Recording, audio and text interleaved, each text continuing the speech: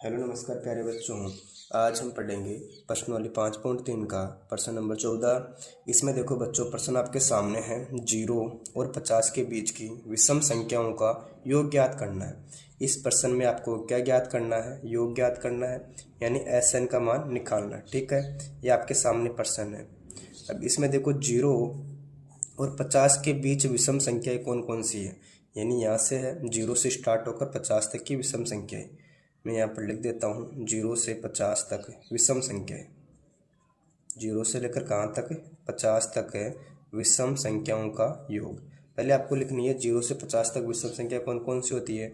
जैसे 1 विषम है, 3 विषम है, 5 विषम है और लास्ट में कौन सी विषम है? 49। अब आपको आनी चाहिए विषम संख्या किसे कहते हैं? जिन संख्याओं में 2 का भाग पूरी पूरी बार नहीं जाता हो, विषम संख्या कहलाती है। ठीक है, अब इसमें देखो बच्चों, आपके सामने AP बन गई है ना, तो A का मान तो इसमें कितना है? 1 है। ठीक, अब D का मान निकालो, तो D का मान कैसे ज्ञात करोगे? A2 minus A1।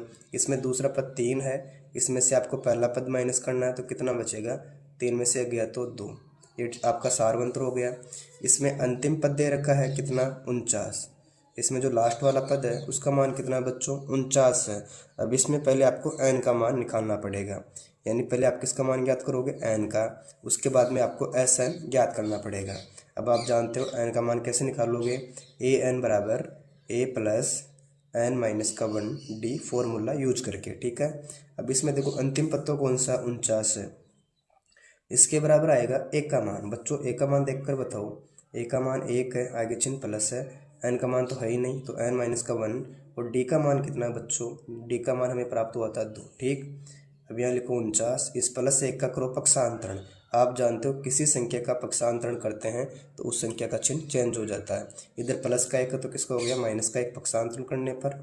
और यहाँ पर क्या है? n माइनस का 1 है।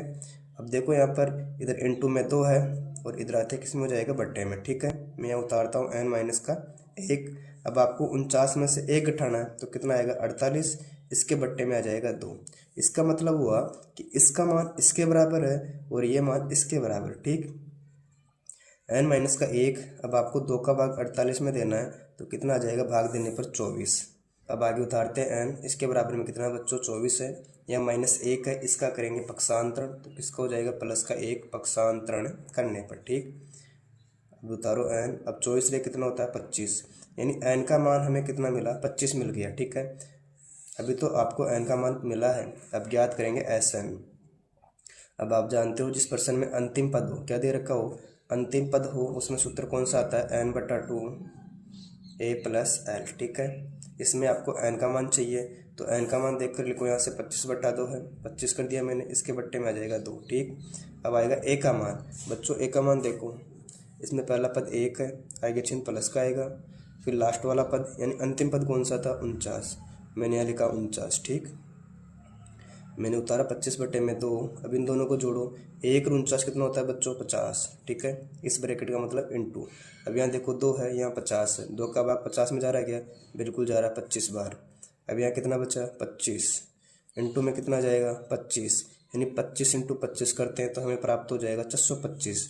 ठीक है बच्चों, इस प्रकार हमने इस प्रश्न का SN निकाला 425। अगर आपको वीडियो अच्छी लगी वीडियो को लाइक करें, मित्रों के साथ शेयर करें और चैनल पर पहली बार आए हो तो चैनल को सब्सक्राइब अवश्य करें। Thank you.